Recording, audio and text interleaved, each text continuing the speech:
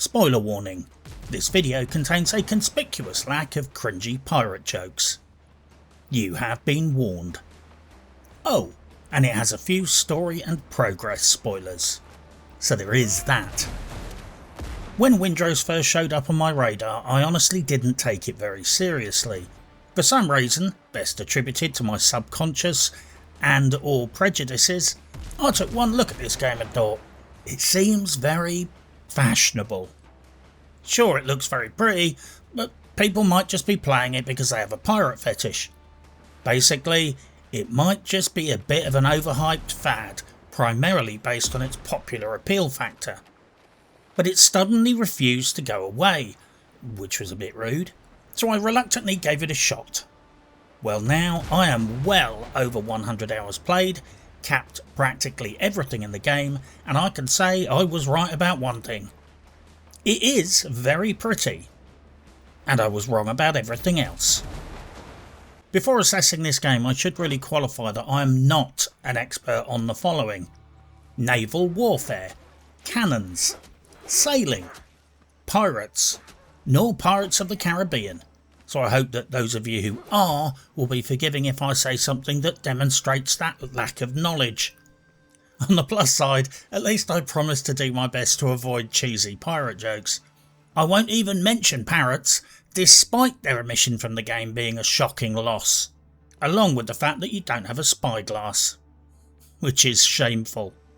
Western entertainment culture is replete with stories, movies and TV shows about pirates. They represent one of the pinnacles of anti-hero culture and are widely popular with children, cosplayers and goths that live in seaside towns. Pirates are basically thieves who wear too much eyeliner and slur a lot. And this brings me onto a very important technical point that nobody will likely care about.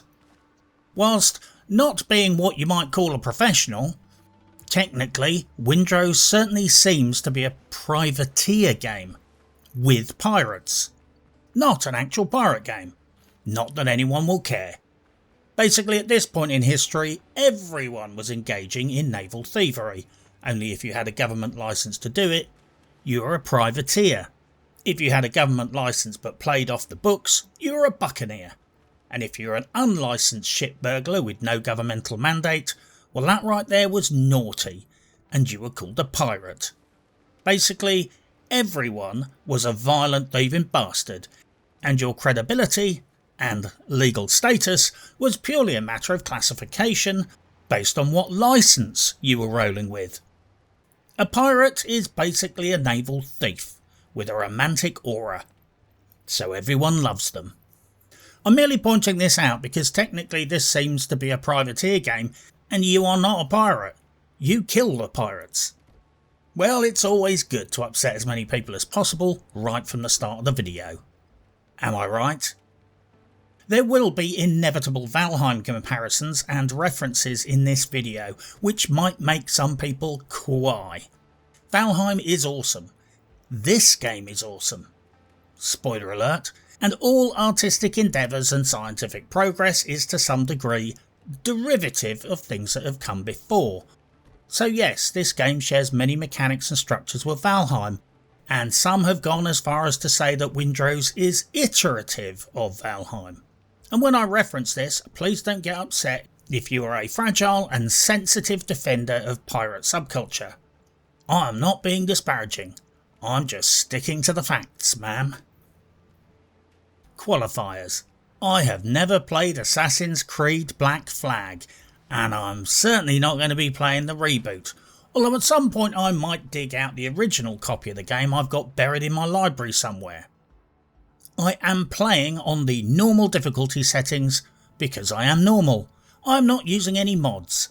I have also not fiddled with any customisable difficulty settings in order to get free resources or spoof combat. I'm playing on a mid-range PC on mid-range settings with mid-range skills. Being generous. I also need to issue a Parkinson's disease warning. I don't have it. Not that you could tell from the ship combat. Basically, I identify as an inverted Y-axis kind of guy, and at launch, the invert y-axis option in the game only worked on land and did not work when you were on your boat, shooting at idiots. This meant that during ship combat my brain melted every time I tried to aim the ship's cannons because up was down and vice versa. If you are not someone who flips the y-axis controls on your mouse, then the best way to put it is this. Imagine if you're taking your regular flight to Bangkok to get pleasured by some ladyboys, Kiss Dharma style. But after the plane takes off, someone sneaks into the cockpit and rotates the joystick 180 degrees, then flips the horizontal axis. How well do you think that pilot would land the plane? That shit right there is what I was trying to deal with when it came to aiming without the ability to flip my y-axis. Anyway, the punchline is that after many frustrating hours of ship combat, I finally mastered it. And then the developer fixed it with a patch and made y-axis inversion work on ships. So if you wonder why I'm wanking some shots into the sea and spaffing the rest into the sky, it's because I was forced to aim upside down, and just as I was starting to get the hang of it, they flipped it back again. I should also apologise in advance if I accidentally say Windrush instead of Windrose, although it is kind of ironic since we are technically in the Caribbean. So what is Windrose? Windrose is a single or multiplayer procedurally generated-ish, open world-ish exploration, survival and base building adventure game, which is currently released in early access on the Unreal Engine 5, the game engine that makes your PC cooling fans go choo choo.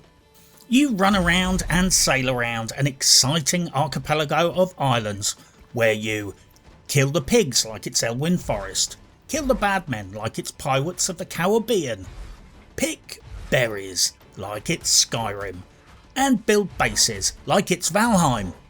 I bet that triggered some people already. You get killed by the bad men and have to run back a lot. You sail around in your little dinghy. You make giant warships and then paint them pretty colours. You eventually travel the high seas in your massive, expensive ship, like Greater fucking Thunberg's bowl cut. You loot weapons and armour, you upgrade said weapons and armour, you do main quests, you do side quests, you kill bosses, you meet different factions, you earn faction reputation, you use that reputation to buy more pretty flags and furniture from ye oldie worldy pirate shoppy. It's basically a giant pirate themed ocean bound sandbox game. Yes, it's a sandbox game in the ocean, which made more sense in my head. And when you have done all of this, you kill the last boss and feel a little bit deflated because it's an early access game and the next major expansion is going to be months away. But don't be disheartened, my fellow not pirates. This is a game where you sink other people's boats and steal their stuff because it's funny. You help make dodos extinct because they taste yummy. You can colonise islands in the Gulf of America before there even was an America. You get to meet all manner of strange natives and murder them. This game is good old-fashioned unapologetic fun. I'm sure someone somewhere is complaining that this game trivialises the destructive nature of colonialism while celebrating the extinction of native species of fauna and flora. Well, that's certainly why I'm enjoying it so much. Seriously, killing dodos is funny, eating them afterwards is practical, and participating in an extinction event is the chef's kiss. And talking of chefs, dodos are very tasty, and if they didn't want to be eaten, maybe they should have done something about being less shit. Everyone is always demanding historical accuracy in video games. Well, here it is. You are literally participating in history. The history of eating an entire species to extinction. Maybe someday Kraken Express will make a game where we can hunt down and eat pandas. Although I would settle for hamsters. I hate hamsters. Windrose is a giant peasant stew comprising lots of ingredients. Sea of Thieves, Valheim, and a good dose of the good bits from that Ubisoft Assassin's Creed pirate game that I didn't play. Allegedly. The art design and general stylistic bent reminds me a lot of Amazon's New World. In fact, I would bet my left kidney that at least one person involved with this game has at least contracted on New World Eternum. But like all good survival, building and exploration games, Windrose is, at its core, a rags to riches story. You start out weak, vulnerable and poorly equipped, and every time you head off into the jungle you are terrified.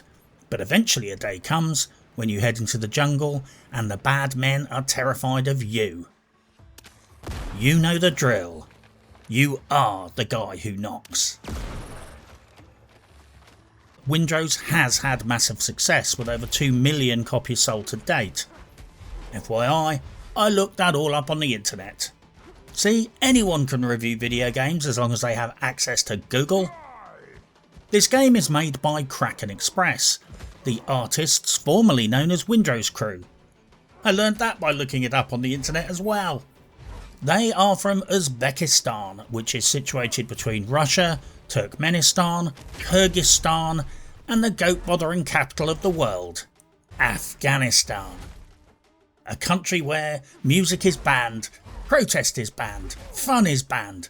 You are not even allowed to film women in Afghanistan to take their pictures. Although I'm going to take a wild guess that OnlyFans somehow managed to struggle on. I generally subscribe to the maxim that any country with the word Stan in the name is a fucking shithole. However, if I were to make an exception to this rule, then it would probably be for Uzbekistan.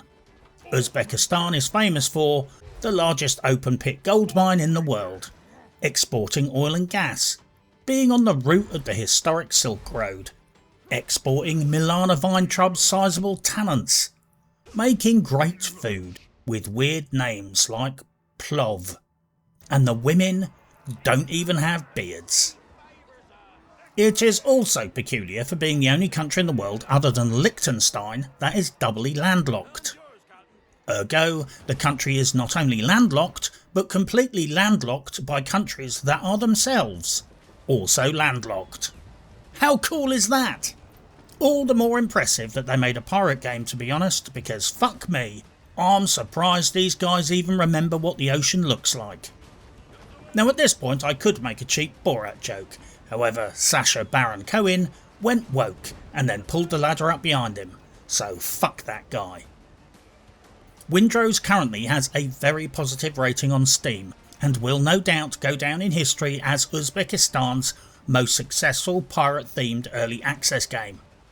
It has a shit ton of positive reviews, everywhere else too. At launch, it had a peak of 200,000 concurrent players, which is more than what Black Flag Resynced had at launch. Let that stew in your mind. IGN gave it a mere 7 out of 10, but they are retarded and don't regularly check the batteries in their carbon monoxide detectors, nor the credentials of their activist journalists. Windrose was a shit-kicking success by any and all metrics. All the players seem to love it, and most importantly of all, I think it's rather good too. Functionality and fuckery.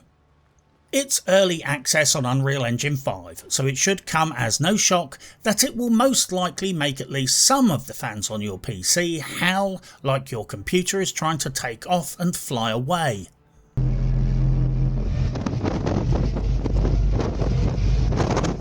I shit you not, this is a real bugbear of mine with early access games on Unreal Engine, and I find the exact same thing with Surround Dead recently.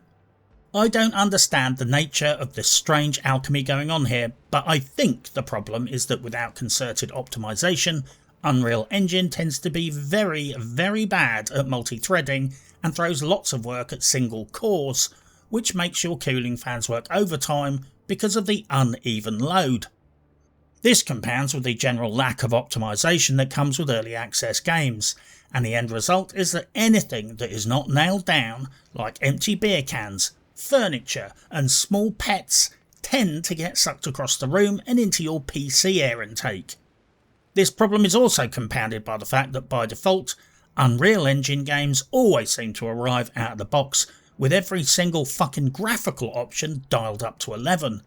Not that this is the whole story, because sometimes turning down certain graphic settings does not seem to make a damn bit of difference either.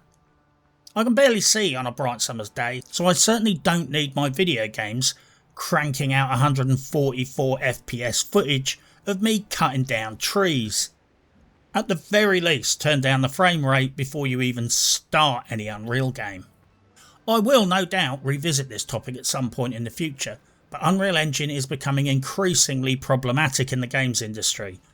Sure, it's easy to use and facilitates ease of development, because if everyone can use Unreal Engine, then Microsoft can just make all their experienced developers redundant and hire students trained in Unreal Engine so they can pick up projects without any prior knowledge or experience.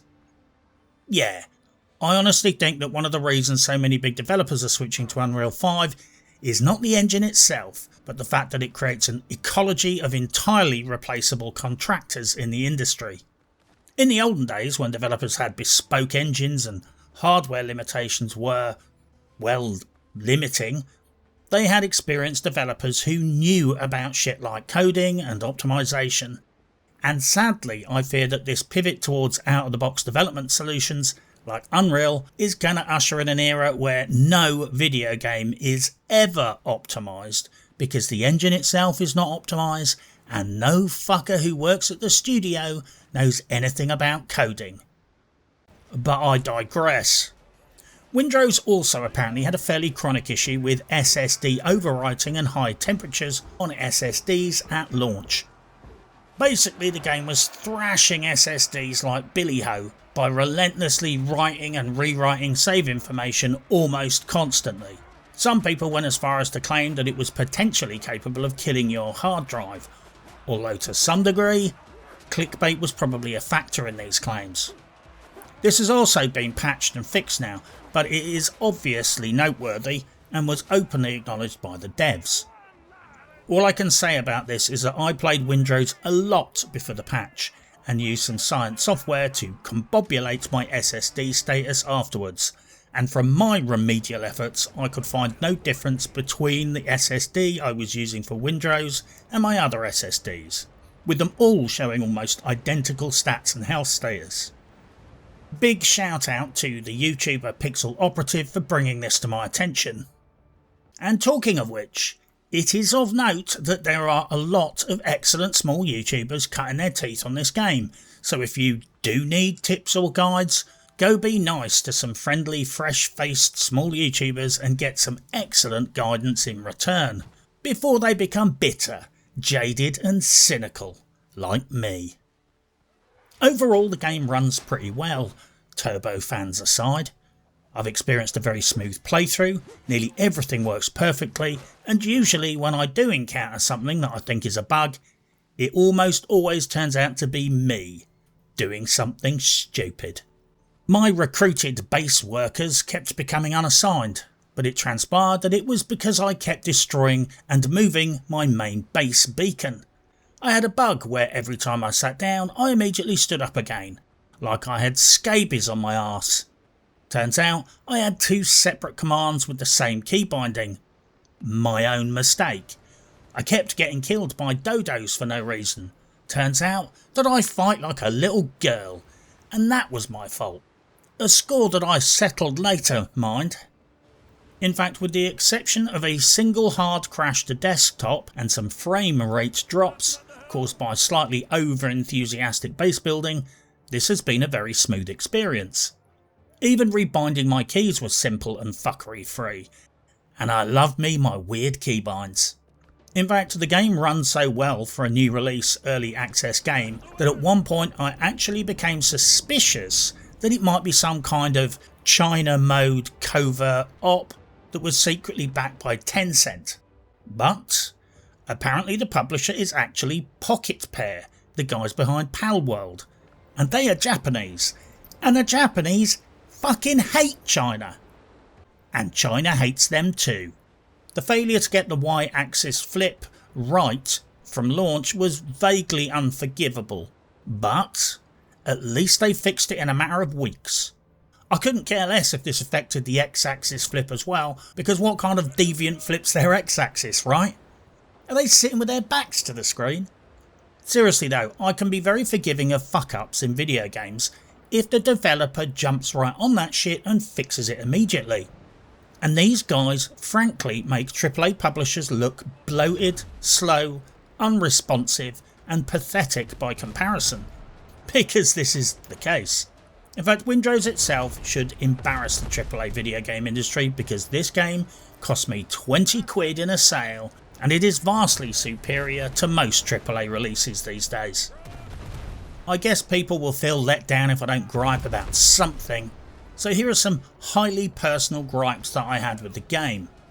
Yes, I had a few little minor bugs along the way, like a weird number that popped up on my screen when I successfully boarded boats. Since patched out, I think. There also seems to be a slight issue with interaction prompts when you place certain items like beds and containers very close together.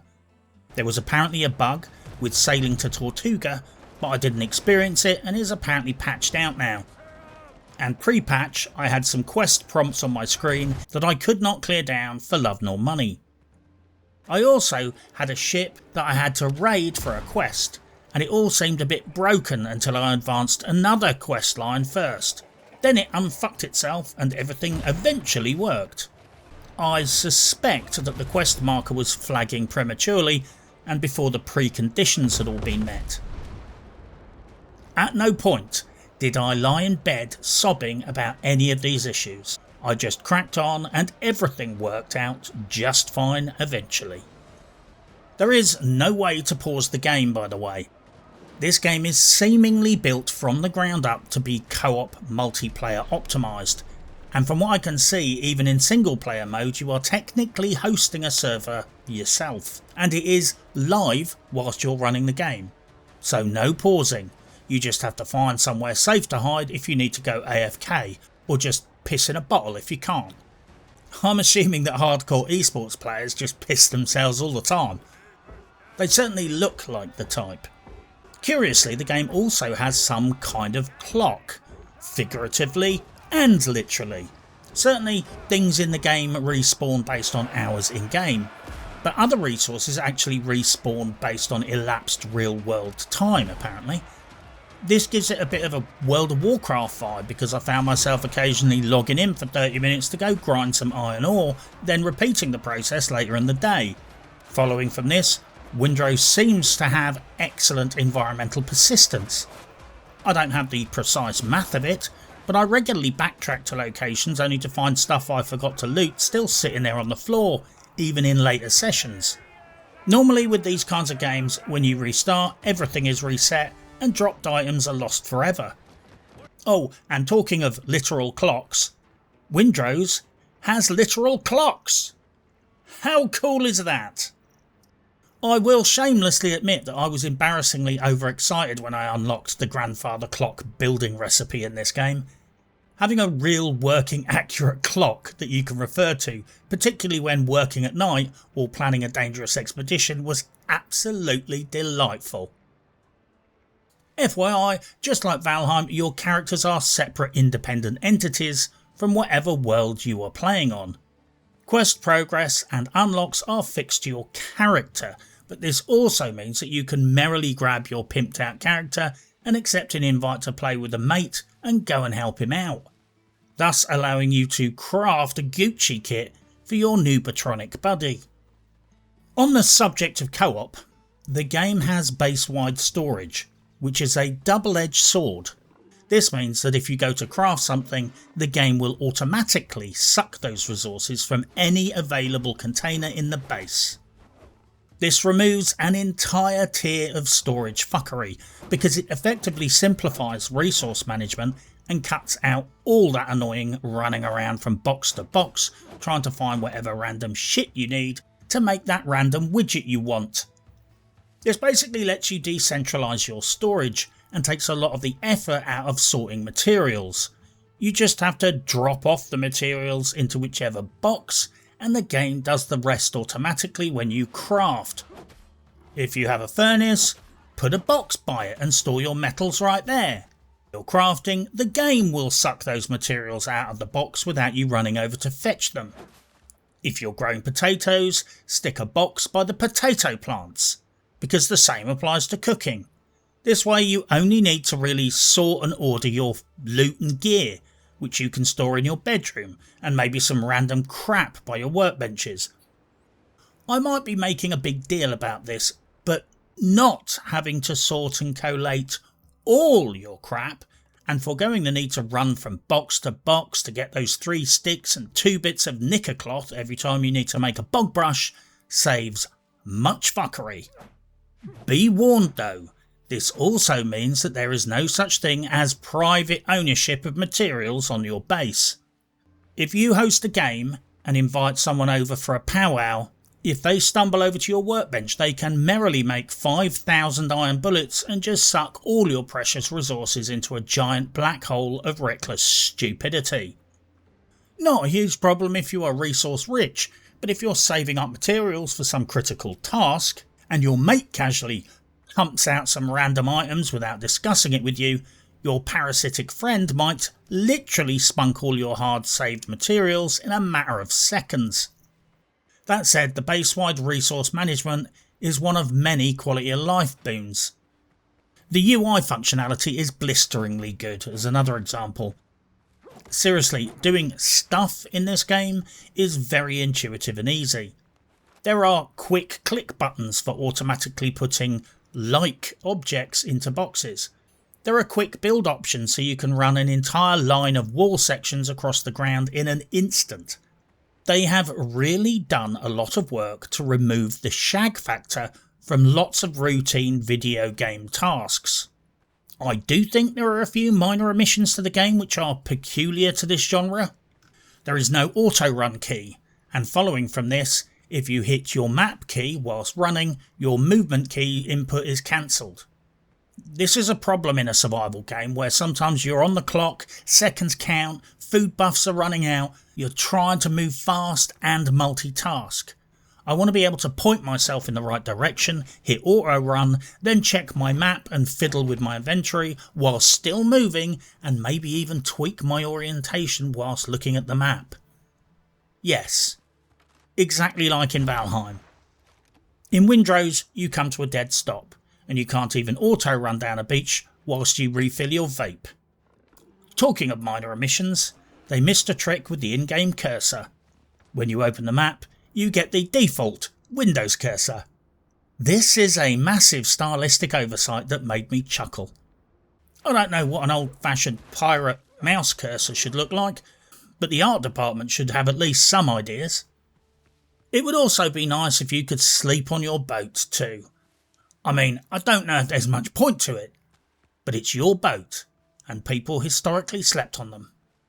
Oh, and you can't ring the bell on the ship, which is a monumental shame, because that has incredible troll value for annoying people in co-op games. If you could ring the bell on the boat, that would be an amazing way to annoy the living piss out of people in co-op. I would literally stand there, like Rain Man, clanging that bell until people started to scream at me. The combat. If you take one thing away from this video, it should be this. Early game, getting your arse dead will be a routine occurrence. You will die a lot. The situation is further aggravated by the fairly opaque combat and gear mechanics, and the fact that dodging, parrying and stamina management are critical to successful combat outcomes. It's a steep learning curve when you first bust open this game. It is very easy to enter a sort of cascade failure when you don't know what you're doing. Basically, you faceplant into multiple enemies, swing at them as fast as you can, gas out, run out of stamina, and now you can't run or continue with the swinging. You just get stun locked and then die. It can be very unforgiving until you learn to try and fight as few enemies as possible at the same time, learn to always eat food buffs, start pacing yourself, and learn how dodging and parrying works. Worry ye not though, as the only real cost of death is minor inconvenience. There's no stat penalty, you keep your gear, you only drop certain resources that you've been gathering, and after respawning at your tent or base, you can run right back and pick everything up. I know some people have thrown their toys out of the pram over the combat, but it is relatively easy to learn even for a fuckwit like me. It's a consequence-free environment, and the combat is actually enjoyable once you master it. Or at least get such massively upgraded, overpowered gear that your mistakes are not a big deal anymore. People die all the time in Call of Duty, and you don't see people rage quitting that game.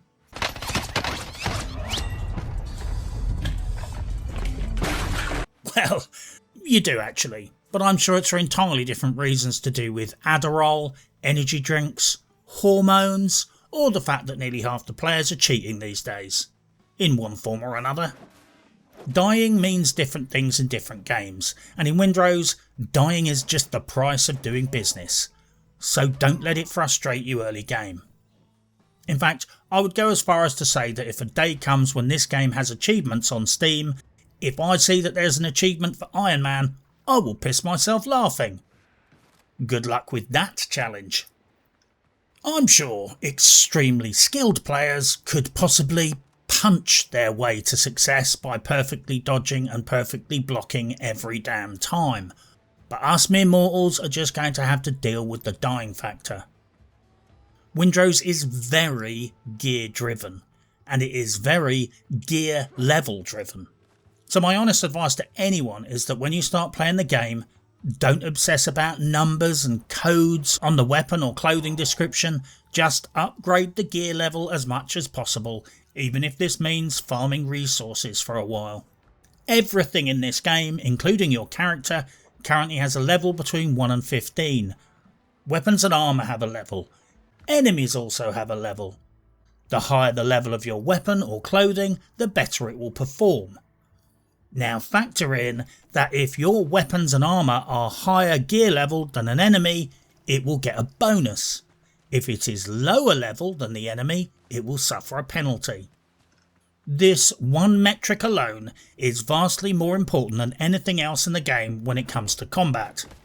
Your gear level, especially as compared to the level of your enemy, is what you need to focus on. You also have progression points to invest in stuff, like vitality, endurance and agility. Broadly speaking, you need enough points in vitality to create an HP buffer. You need enough points in endurance to maintain your stamina. And the other stat you choose will be most likely some value related to your weapon. Ergo, if you're using a weapon that scales with agility, you might want to consider putting a couple of points in agility. Keep in mind that with the exception of vitality, everything else has diminishing returns after 20 points. You also have a talent wheel where you can invest points in perks related to your survivability and your weaponry. But take note, you don't get many points to invest in either progression or talents. The great thing is that respeccing anything is easy, instant and free. Go into the menus and click reset, so you might well find yourself constantly experimenting and respeccing on the fly. FYI, if you are completely clueless, early game you could do far worse than just splitting your points between health and stamina and upgrade your weapons and clothing like crazy to take care of the rest. And I stress this point, don't skimp on stamina. The first rule of Zombieland is cardio. When the zombie outbreak first hit, the first to go, for obvious reasons, were the fatties. I'm a video game fatty myself, but in actual video games like Windrose, you need stamina so you can do stuff. Swing your weapon, block, and especially implementing your running away skills. Also note that just like similar games, see I deliberately avoided saying Valheim, your rested buff from your base or ship combined with your food buffs are absolutely mandatory. I shit ye not, even at endgame I constantly manage my buffs when I'm out in the field. Sure, you don't need them in the base when you're picking berries and planting pretty flowers, but you must have them everywhere else. Mid-game is when you start paying attention to your overall setup. You don't really have enough stat points and perks to be a jack of all trades. Early game, you can literally just stack vitality and endurance and run around like a clueless fuck with a massive health pool and fail your way to the top. Later on, however, you regrettably need to make some semi-intelligent choices. Try and pick a main and secondary weapon that complement each other. Typically, one ranged and one melee that scale with the same stat. Pick talents that benefit your favourite most used weapon. Start trading out some health for DPS stats. Basically, pick a blunderbuss, which scales with agility, and a sword that scales with agility. And decide which weapon is your favourite and stack talent points into either shooting enemies in the face or stabbing enemies in the face. Now, you can look up some build guides to find something better, and I probably advise you to do exactly that. But if all else fails, shooting idiots in the face with a blunderbuss and finishing them off with a sword works pretty damn well. My footnote on the combat is a simple point. If in doubt, do one thing well. I got mired in all kinds of spots when I was trying to be the jack of all trades. I had a few points in melee, a few points in firearms, a few points in survivability. It was a real Franken-build nightmare.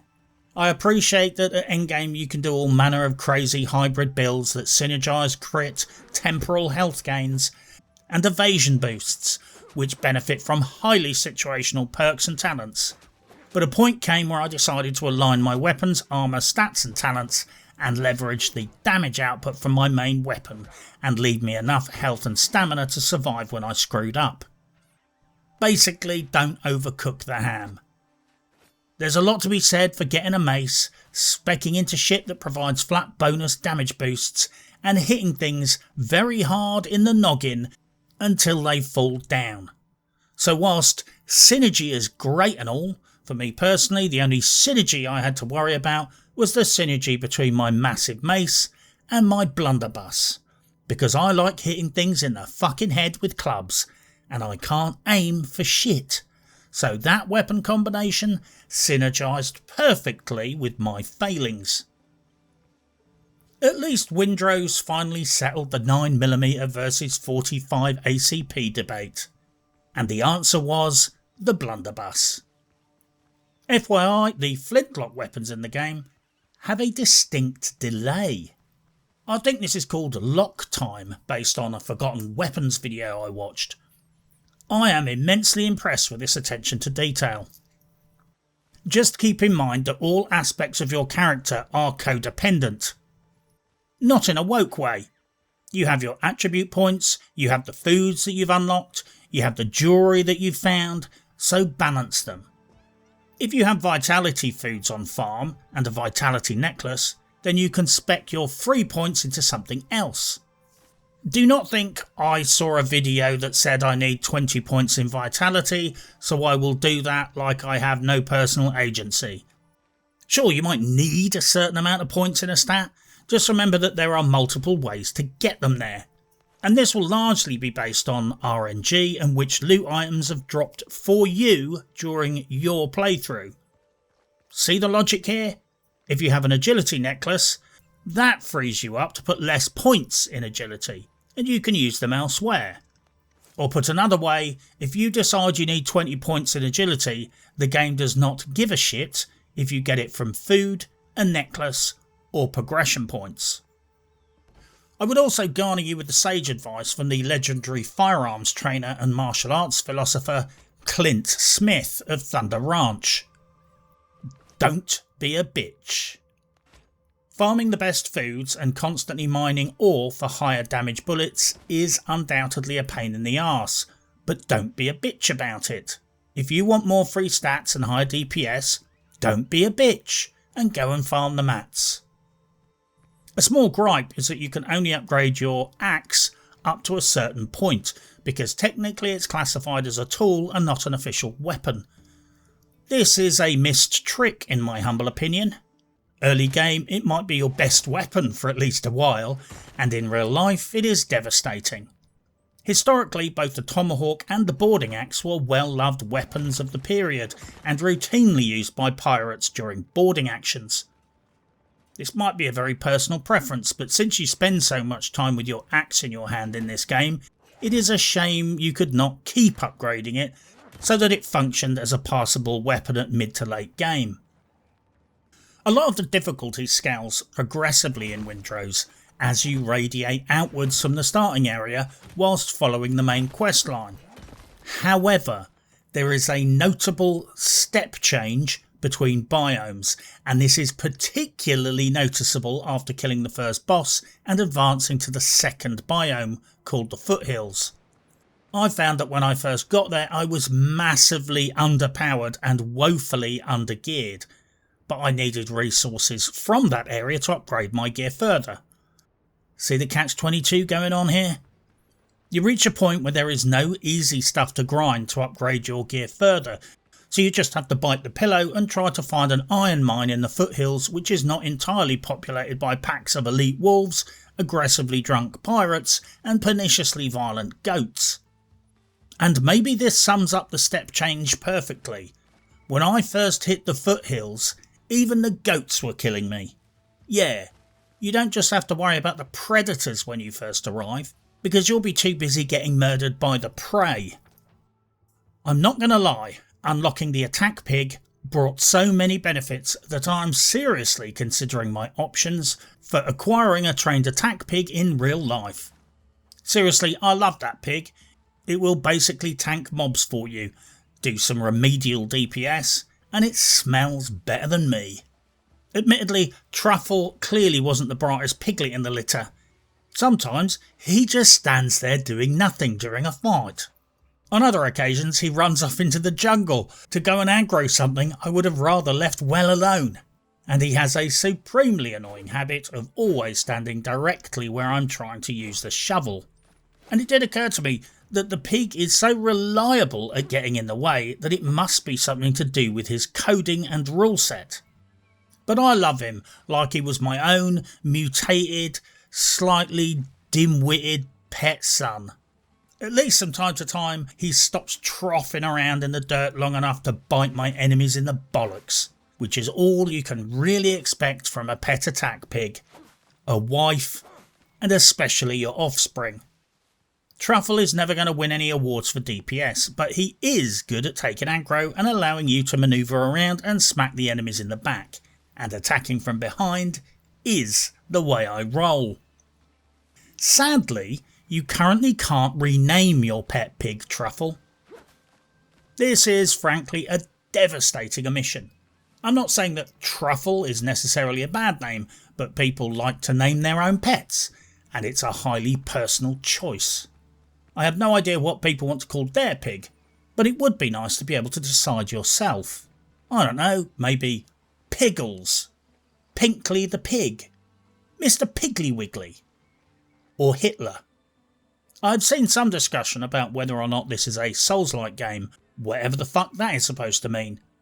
I don't know the science of it, but I think that dying a lot is not necessarily equivalent to Souls-like, and I'm not really qualified to have an opinion regardless.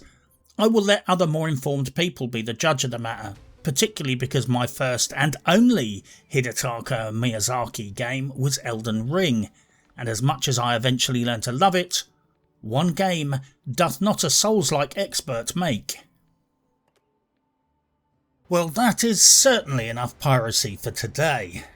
As usual, I deluded myself that I was banging out a quick 30-minute video, yet once again we ended up here, with something so bloated I had to cut it in half, as the actress said to the bishop. So I will bid you adieu until part 2 of this video game autopsy. But for now, good luck and happy hunting.